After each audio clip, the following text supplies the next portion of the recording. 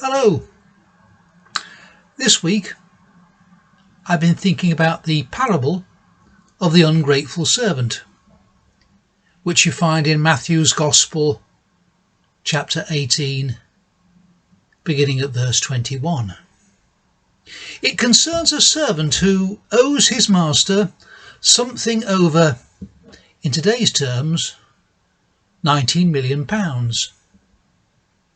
"Give me time," he pleads, "and I will pay it all off." He's obviously a liar, as well as being bad with money, as there isn't a snowball's chance of him paying it. You wait for him to be deservedly packed off to prison, when the master lets him off the whole debt. He's delivered instantly from hopeless debt to freedom and a new chapter in his life. Or is he? Are the sellers of lotteries, bingo and other money-promising machines right when they promise you a better, happier life, if only out of nowhere a pile of money suddenly comes your way? Well, consider our servant. Does he leave the master's house whistling, skipping, and thanking God for his good fortune? No, he doesn't. A problem occupies his mind. It has probably occupied his mind for some time. The longer it's been there, the more the problem seems to grow in size. A fellow servant owes him, in today's terms, about 40 quid. Now, when you've just been let off a debt of over £19 million, without in any way having to justify yourself or excuse yourself, let off simply because your master is kind and moved to compassion, you'd think 40 quid would be a minor matter you'd easily forget about. But the servant doesn't forget it, because what determines our life isn't the outer furniture, it's the inner furniture.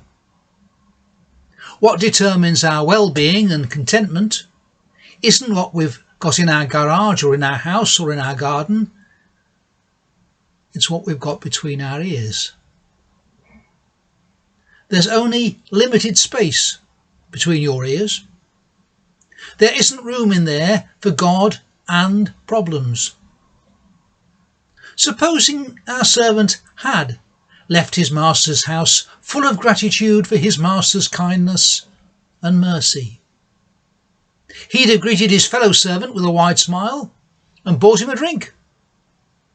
Trifling matters like 40 quid would have disappeared from his consciousness. But he trained his mind over the years to brood over his problems. They groan and groan and groan, to such a degree that his master's kindness hardly registered. In the same way, we decide what to fill our skulls with. Do you know people who are entirely problem-orientated? No amount of argument or reasoning will convince them they haven't got huge, overwhelming problems, because that's what they've chosen to fill their minds with. It's their hobby, the signposts that give meaning and direction to their life. You can guarantee there'll be little room in there for gratitude to God, for coming to this earth and living and dying for them. Because the bigger your picture of God and his goodness, the more you'll see your problems in context, and the less overwhelming your problems will appear. The children are going back to school as I speak. All the ones I know are excited to be going back. You wouldn't know that if you watched the media. As far as they are concerned, returning to school is a big problem. And they desperately search round for children to interview who'll appear to agree with them. Is this symptomatic of a society which, having lost its vision of God's goodness, now has a head full of insurmountable problems? Bye-bye.